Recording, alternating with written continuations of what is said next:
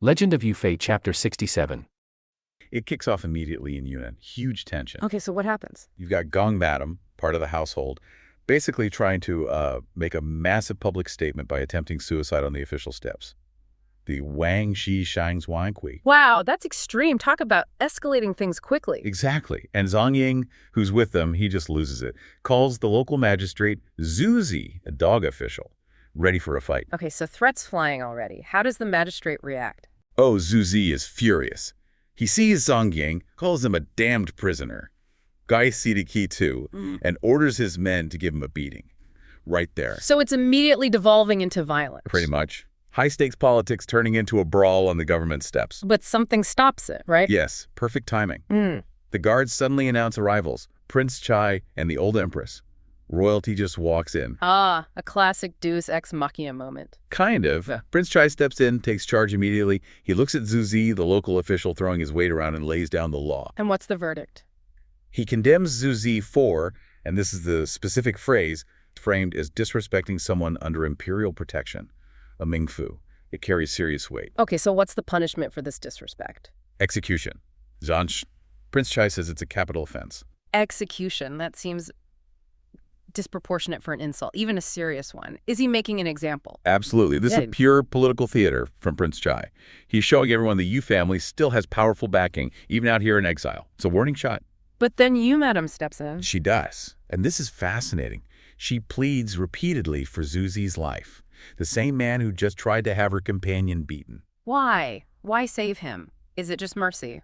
I think it's more calculated than that. It's political strategy. By showing mercy, she demonstrates control, stability. She looks like the reasonable, powerful leader, not just a victim of circumstance. So she uses the threat of execution to gain leverage, but then uses mercy to consolidate power. Smart. Extremely. And the result? Zuzi keeps his head, but he loses everything else. He has to move his entire household out of the official residence, the two Guanyamen. And let the Yu family move in. Exactly. He has to vacate his own yamen and essentially serve the family he just insulted. Ultimate power move achieved without violence. Wow. So the family settles in, sends thanks back home. Prince Chai goes hunting. Things calm down a bit. For a moment. They've secured their base in Yunnan, thanks to Yu Madam's diplomacy and Prince Chai's authority. But then the focus shifts. To what? To who's not there. Yeah. Yu Madam is heartbroken, thinking about her second son, Yu Lei.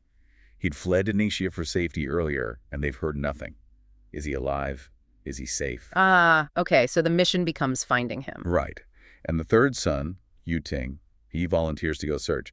But he's young, and Yu Madam is terrified he'll be caught by, Jin Hui's people, the treacherous officials, the Jian Chen. It's a dangerous journey for anyone associated with Yufei. So how do they protect him? Another political trick. Precisely. Not a sword, but paper. Prince Chai provides what the source calls a body protection clearance document, Hu Shen Pi Wen. What does that do?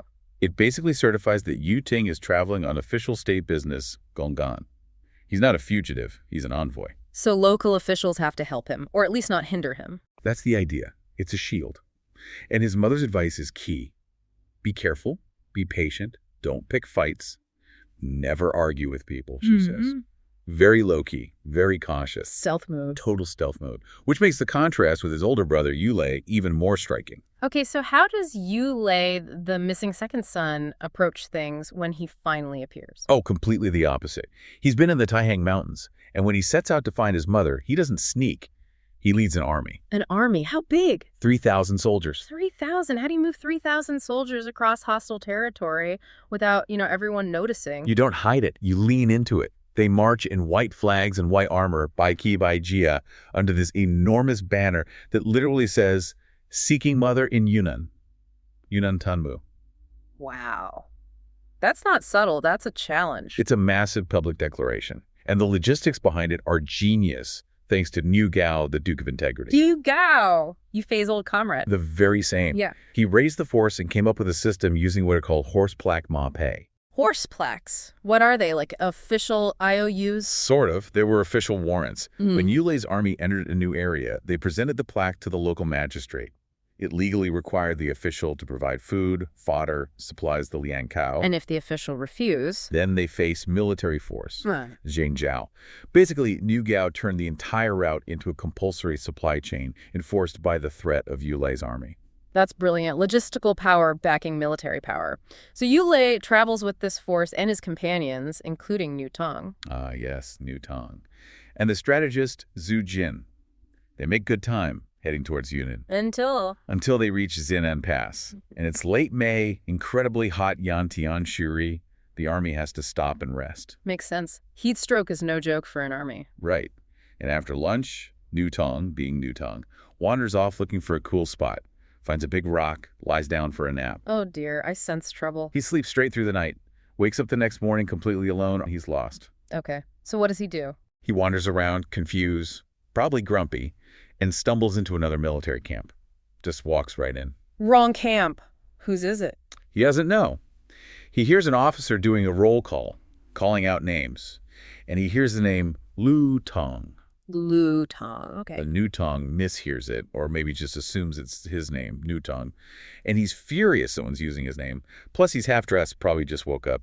Oh, this is gonna end well. He storms up, bare-chested, Guangzhen Xinzai, yelling about who dares use his name. The officer thinks he's just some random, disrespectful soldier causing trouble. Understandable mistake, I suppose. So the officer orders him seized and beaten, 40 strokes. And Niu Tong's reaction? Predictable. He fights back, doesn't have a weapon, so he just starts punching and kicking. The source says he punches 2 or 3 down, kicks over 3 or 4 pairs. Total chaos. The officer panics and runs off, shouting about a rebellion. So Niu Tong clears the immediate area. He does. And then, hilariously, he sees the camp is deserted. But there's a big feast laid out, maybe, for the officers. A jian. And he's probably hungry after sleeping all night and then fighting. Exactly. So he just sits down and starts eating the entire banquet by himself. You can't make this stuff up. Right. But then, of course, the officer comes back with reinforcements. Lots of them. They surround Niu Tong. Now he's really in trouble. Still no weapon. Still no weapon. So he does the only logical thing. Kicks the table over, breaks off 2 of the legs, Liang Zi Zuojiao, and starts using them as clubs. He's fighting an army with table legs. He absolutely is. It's peak Niu Tong. Brute force and improvisation. How does this end? Does Yulei show up? Just in time. Yulei, Zhuge Jin, and the others arrive, probably drawn by the commotion.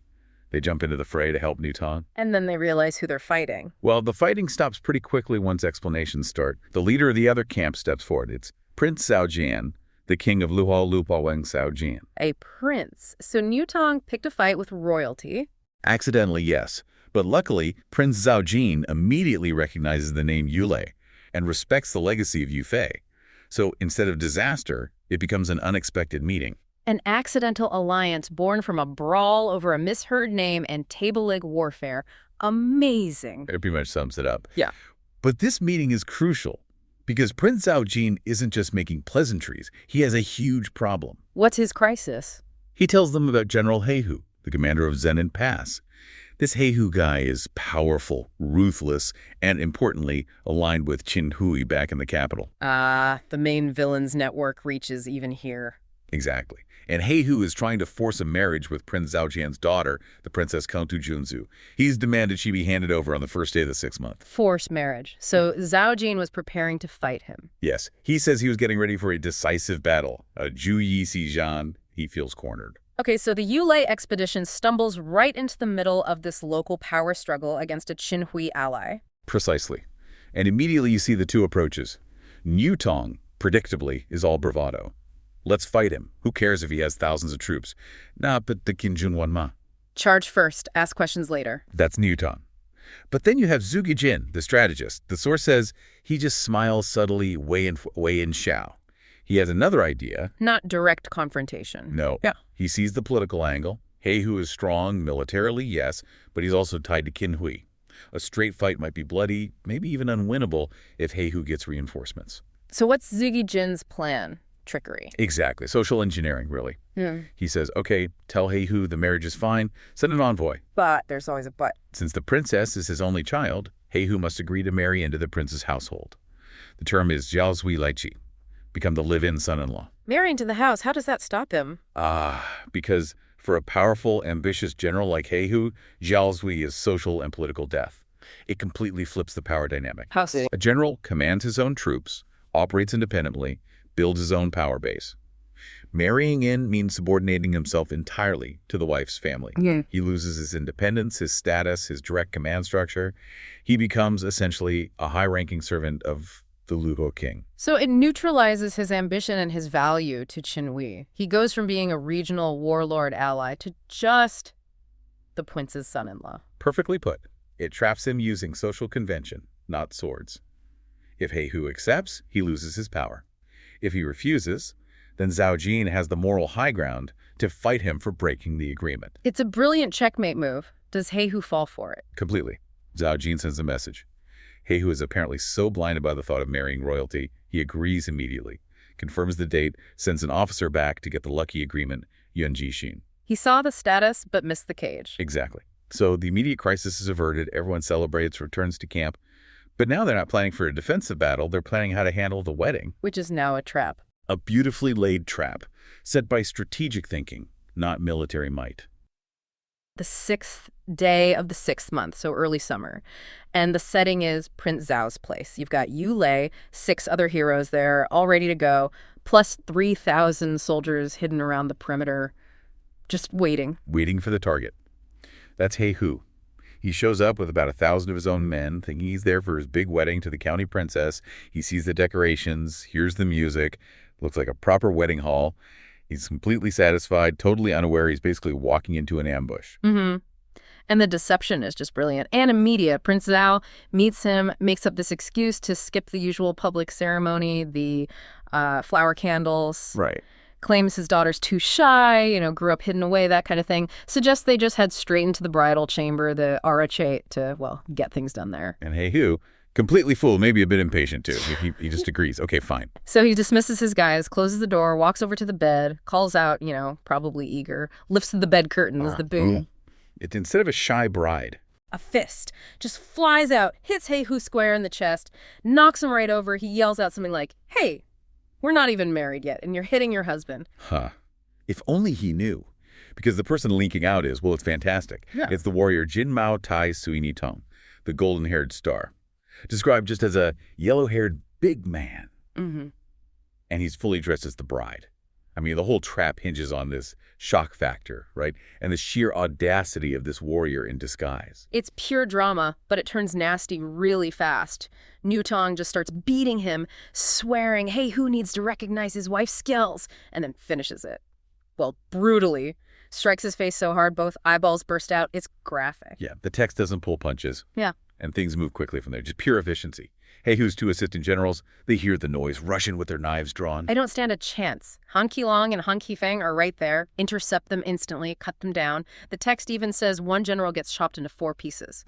So Then the signal gun, the sigh goes off. And those 3,000 hidden soldiers just pour in.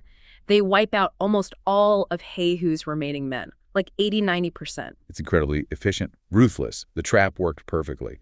A clean military win achieved through, well, pretty extreme personal deception. And then almost immediately, like while they're still cleaning up, Prince Zhao thanks the heroes and straight away proposes a reward, a political reward, really. Standard operating procedure, yeah. Military success often leads to a marriage alliance to seal the deal. Exactly. He wants Yu Lei to marry his daughter, to solidify things. The Yu Lei, he actually says no, not right now anyway. Oh. And this is a really key moment for his character, isn't it? Definitely. He refuses based on principle, deep principle. He says he can't marry yet, not without permission. His father, Yu Fei, his main enemy isn't beaten. Right. The revenge isn't complete. And his mother is still exiled, suffering when he has to report to her first duty calls. Which is honorable, but poses a problem, doesn't it? If the marriage is needed for the alliance. So how do they handle that? Well, Niu Tong steps up again, our cross-dressing warrior from earlier. Yu Tong. He volunteers to be the official matchmaker, guarantees the marriage will happen just later. He basically says, "Don't worry, I'm the matchmaker here. Second brother won't back out." So it's a promise. Deferred but guaranteed by the word, the social weight of one of their own key fighters. Almost like a contract. Pretty much. They seal that deal by drinking until midnight, then head off the next day. Destination, Yunnan Pass. and then eventually Pingyang Pass. Which naturally brings us to the next hurdle, Pingyang Pass. Yeah. The heroes arrive. They need to get through to continue south to Yunnan, find Yulai's mother. So they demand the commander, a guy named Yun, open the pass. And Yun. He's described as tall, strong, but he refuses point blank. Says he's under orders from Prime Minister Qin. Qin Kang, Them. the big bad of the story. So yeah, conflict is inevitable. And Han Kalong steps up this time. For the first duel here, they go at it, sabers flashing, for more than 10 rounds. Yun seems pretty tough. He holds his own for a bit, yeah. But then Keelong does something interesting, very tactical. Yeah, he pulls a classic move, fakes an opening, pretends to be weak keen, just to draw Yun in for a big attack. Baiting the trap. Exactly. And as Yun commits and Keelong parries the saber, Keelong whips out a hidden weapon, a steel whip, from his waist. Oh, sneaky. And smacks Yun right on the back with it. Hard. What does that tell you about, the rules of engagement here? Well, it says victory trumps fair play, doesn't it? Especially against an enemy aligned with Cain. Using a hidden weapon, that feint. It's all about efficiency, getting the job done. And it works, devastatingly. Yun spits blood instantly, cries out, and stumbles back into the pass, slams the gates shut. He's badly hurt, clearly. Retreats to the back hall. And this is where his daughter comes in. Xiaolin. She hears her father's been seriously injured, and she is understandably furious, ready for revenge. And we get this amazing description of her, really detailed, which tells you she's important. Brilliant silver helmet, golden chainmail over an embroidered skirt, riding a red-maned horse, carrying 2 sun moon sabers. Quite the image. And the text specifically knows her beauty, too. Compares her to a fairy descended to earth. Horbu. She's the whole package.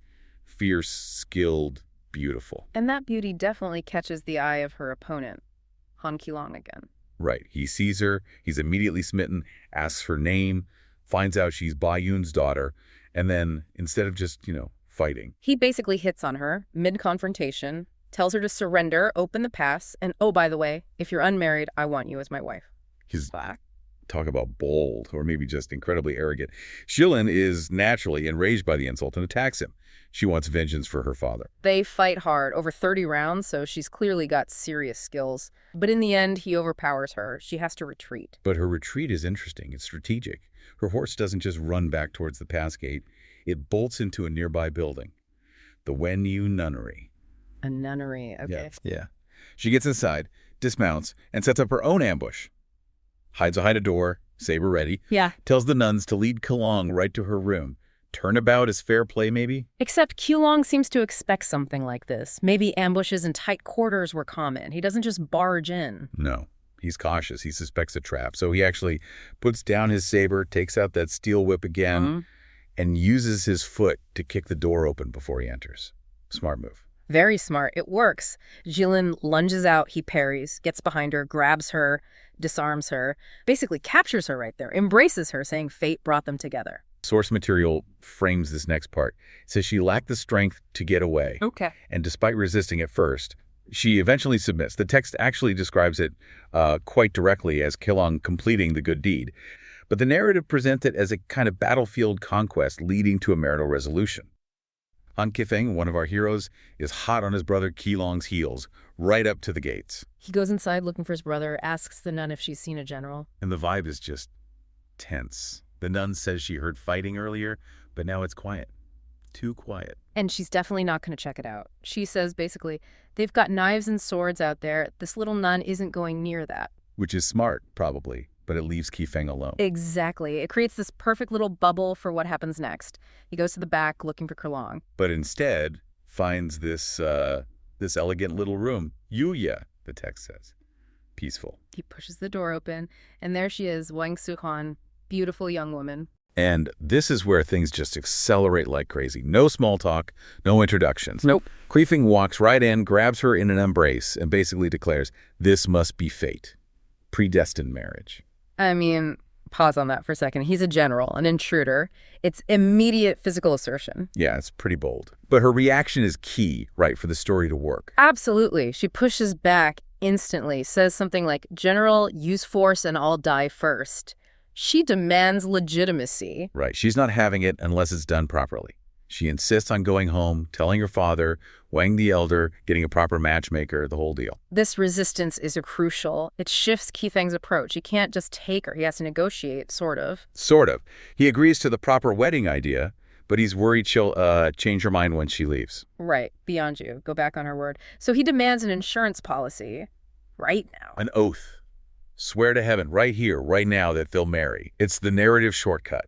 Exactly. Fast-track the whole thing. They swear the oath. Boom. They're a couple. It satisfies his urgency and her demand for, well, at least the appearance of honor. So yeah, in maybe 5 minutes, this general goes from military pursuit to betrothed via divine oath.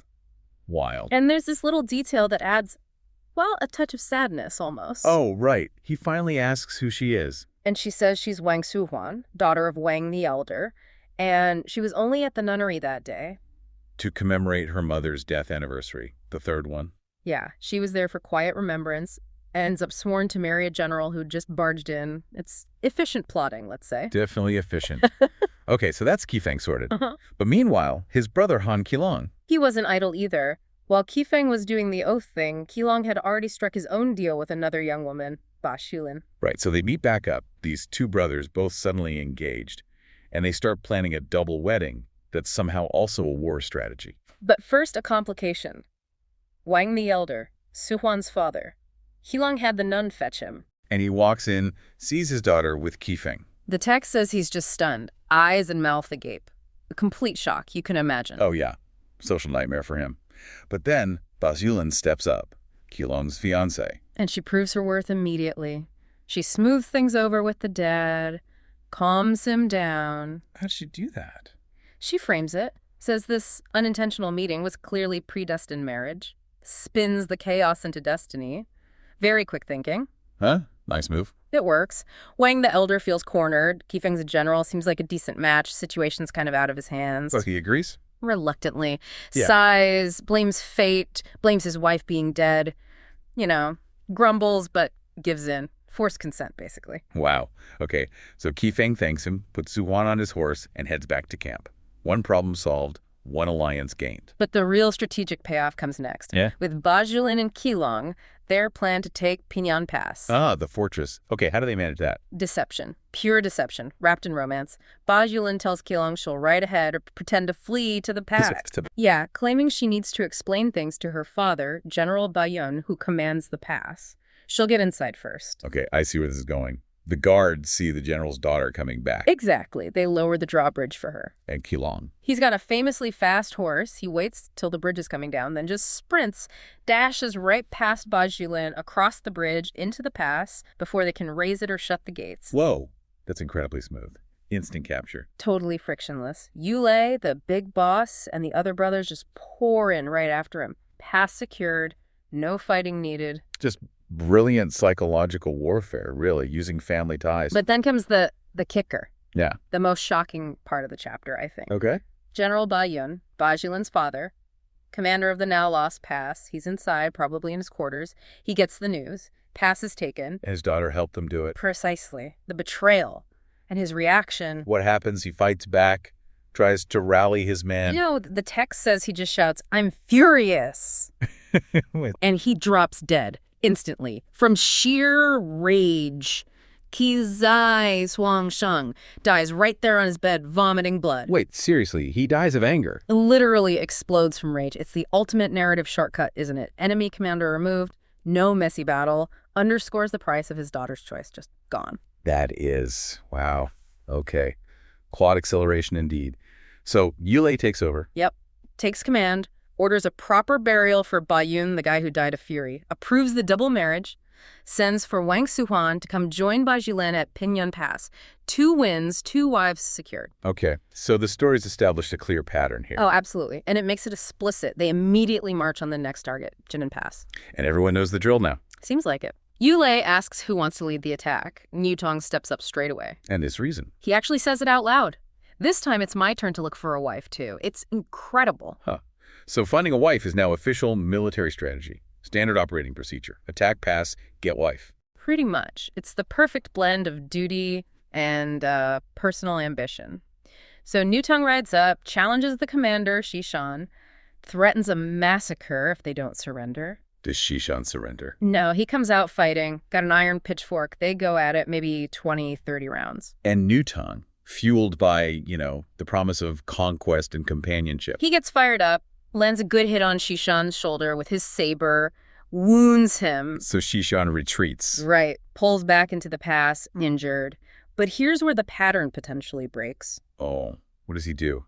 Call for his best warrior. He calls for his wife and his daughter, Luan Ying. His daughter. Yep, he tells Luan Ying, go avenge me, capture that guy. Okay, that's different. Very different. Luan Ying agrees, grabs a spear, gets on her horse, and rides out.